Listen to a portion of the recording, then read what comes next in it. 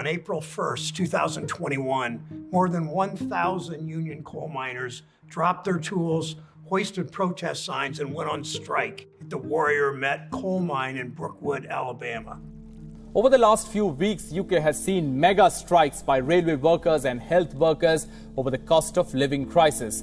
Paramedics and nurses have also renewed plans to go on a strike on February 6th to mount pressure on the government to resolve their pay disputes.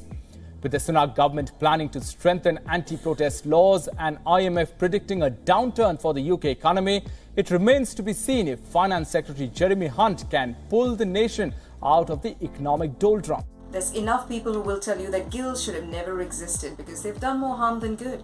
I've heard it too. But what I wanted to know was what went so wrong that it made people hate trade unions based on the historic events of guilds. Here's what I found out, and I thought he would be interested too. Well, first of all, what are guilds? Guilds were an association of craftsmen or tradespeople who worked in the same field. They provided a framework for trading, regulating, and also protecting the interests of their members. They also helped in regulating the economy back in the medieval times and therefore were an important aspect of any kingdom before capitalism took over. But how did they come to be? Well, craftsmen kind of always existed, and master craftsmen provided apprenticeship training to younger and newer craftsmen. Now, when a society grows with more number of people, we get more craftsmen for the same art. Now, when that happens, we can expect to see a reduction in the quality of products in order to keep up with the increasing competitive prices, which eventually affects the economy in the long run. So in the 11th century, craftsmen in Europe got together and formed guilds to introduce regulation and to solve this growing problem. But unfortunately, they could only last until the 19th century before the Industrial Revolution took over. However, guilds played an influential role in bringing trade unions to life. Working as a wage earner when the Industrial Revolution began was horrendous. I got a chance to go visit the museum here in Manchester where the Industrial Revolution was first seen, and let me tell you, what I got to discover about the lives of the factory workers back then was way more spine-chilling than the movie Conjuring.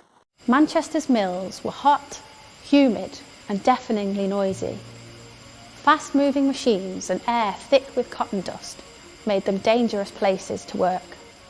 Common to almost all mill jobs were the early mornings, long hours and repetitive tasks. Thunderous machines, all operating together, also caused many workers hearing loss. Want to know a few of these stories? I'll tell you, but you'll have to subscribe to my channel to know when the video is out. Anyway, these strikes, trainings and collective bargainings that we see these days existed previously in the guilds as well, which later influenced the trade unions. Now, if guilds gave us a boon such as trade unions, why then do they have a bad reputation? For example, Adam Smith, a staunch capitalist in his book Wealth of Nations, while referring to guilds, said, "The exclusive privileges of corporations and the like restraints on competition of capitals tend to raise the prices of goods." Wait, doesn't that sound familiar? Is there someone who does that these days? Similarly, David Ricardo, whose ideas were adopted by socialists, also did not like guilds. Do you know who David Ricardo is? I've made YouTube shorts about economists of the past, go check it out. Anyway, in his book of Principles of Political Economy and Taxation, said in his words that guilds, by imposing restrictions on entry into professions and regulating prices, hindered economic progress and disadvantaged consumers. But aren't these things we continue to see in today's world? Then why do guilds specifically get a bad name? There are two reasons why, let me tell you. The first one, when the 19th century Industrial Revolution was taking over by storm and people were losing jobs, Luddites, a kind of guild, objected to the rising popularity of automated textile equipment, which was threatening the livelihood and jobs of skilled workers, which allowed them to be replaced by cheap labor. History always tends to repeat itself, doesn't it? The Luddite movement began in the 1811 in Nottingham, England, and it lasted for 5 years. It started off as protests and often turned into riots where they would break into factories and destroy the machinery using sledgehammers. If you think that's bad, then listen to this one. In Rofall's mills in Yorkshire, they launched a coordinated attack and set the mill on fire. They later found the mill owner, William Horsfall, and shot him dead. It was not just the violent methods that were used to have it their way. In the year 1696, the Parisian button makers guild lobbied against the woolen button makers, and King Louis XV agreed to stand by their side.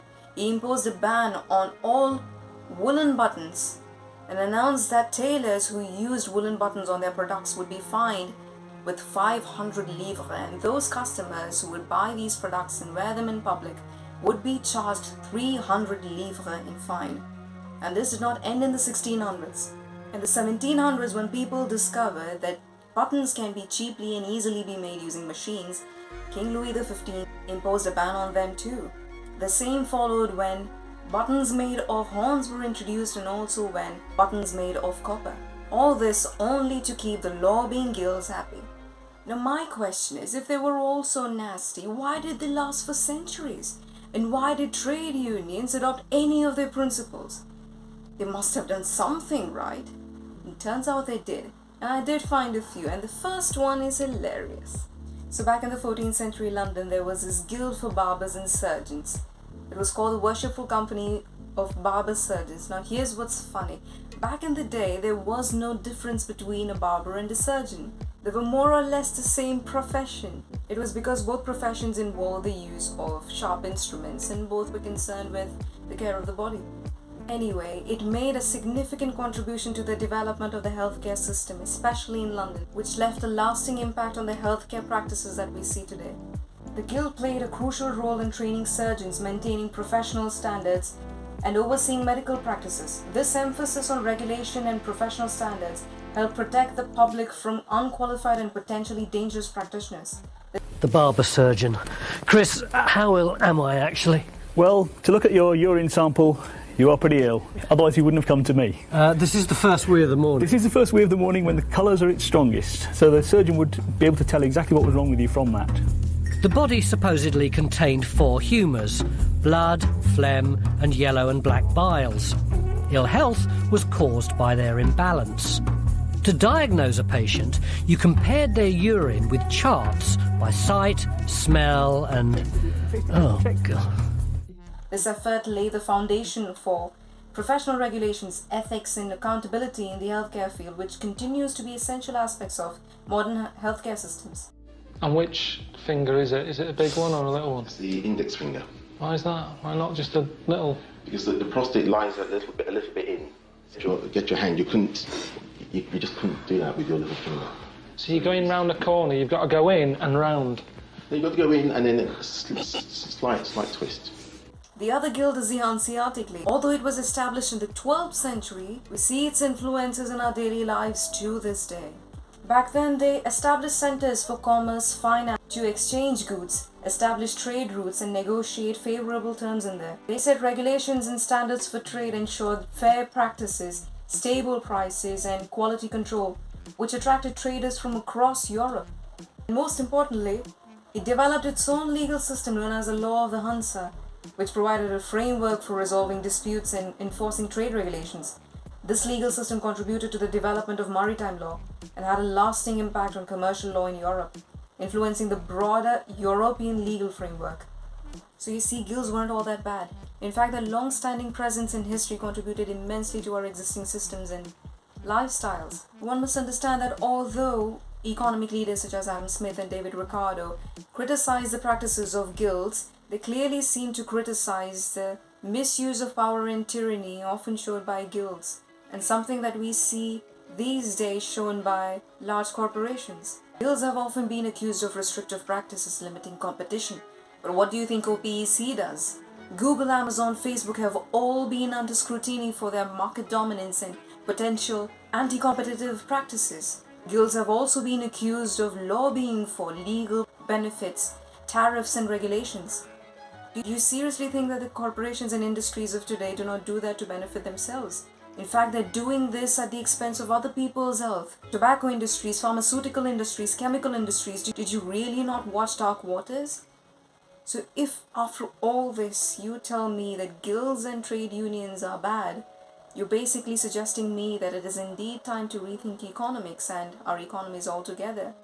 Perhaps we can do that together after you subscribe to my channel.